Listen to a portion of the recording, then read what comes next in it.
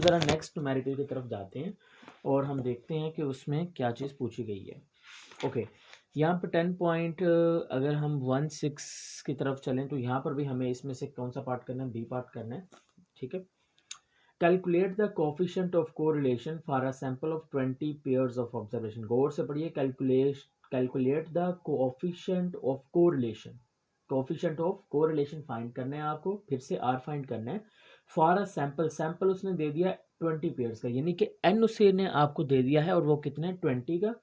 अब उसने एक्स बार भी दे दिया, वाई बार भी दे दिया, समेशन एक्स स्क्वायर भी दे दिया, समेशन वाई स्क्वायर भी दे दिया, समेशन एक्स वाई भी दे दिया। यानी कि पीछे जो न्यूमेरिकल थे उसमें एक्स वाई के टेबल थे ना, अब टेबल टेबल कुछ नहीं है, उसने डायरेक्टली वैल्यूज दे दी। तो ये आपके लिए अच्छा है कि आपको कंप्यूटेशन नहीं करनी पड़ेगी।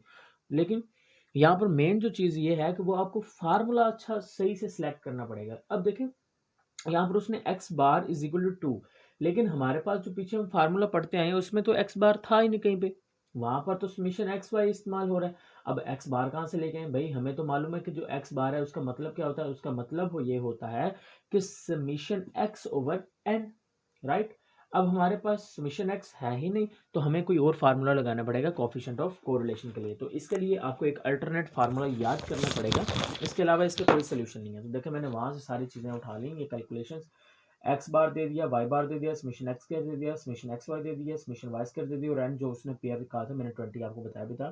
तो कोफिशिएंट ऑफ कोरिलेशन फाइंड करना है, तो फार्मूला यहाँ पे ये लगाना पड़ेगा, R summation X Y minus N X bar और Y bar divided by summation X square minus N X bar whole square summation Y square minus N और वाई का वाई बार का स्क्वायर और ये ब्रैकेट क्लोज। अब यहाँ पे देखिए समेशन एक्स वाई ये वैल्यू है ना, तो मैंने पुट कर दी 404 माइनस एन कितना है 20, एक्स बार ये देखें ऊपर 2 है, वाई बार कितना है 8, तो मैंने 2 लिखा फिर 8 लिखा क्योंकि एक्स बार और वाई बार है। नीचे देखिए अंडर रूट आ गया सेम, समीशन एक्स स्क्वायर है, समीशन एक्स स्क्वायर ये देखें 180 की वैल्यू यहाँ पर पुट की, माइनस मैंने पुट किया, एन कितना है 20, एक्स बार कितना है 2, ऊपर मैंने उसका स्क्वायर लगा दिया, समीशन वाई स्क्वायर कितना था 1424, तो मैंने वो यहाँ पे पुट किया, माइनस फिर जो n है वो 20 है और y बार कितना है 8 है, ऊपर स्केयर आ गया, तो मैंने इसको 404 वैसे रहने दिया, सारे को मल्टीप्लाई किया तो 320 आया, नीचे वाले फैक्टर्स को इसको सोल्व किया तो 100 आंसर आता है, इसको सोल्व किया तो 144 आता है।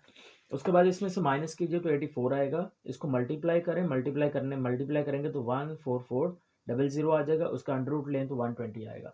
अब 84 को 120 से डिवाइड करें तो आर क्या आएगा 0.7। तो हमेशा याद रखना कि आर का जो आंसर आएगा, ठीक है, जो कोफिशिएंट ऑफ कोरिलेशन आएगा वो या तो आपके पास -1 और +1 इस दोनों के बीच में आने वाला है।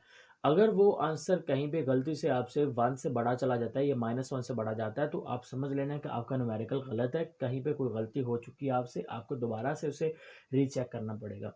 तो इसलिए कंप्यूटेशन करते वक्त बहुत ही एहतियात से मल्टीप्लाई और ये सारी चीज़ें आपने करनी है ताकि दोबारा से बार बार आपको रीचेक ना करना पड़े। क्लियर होगी बात?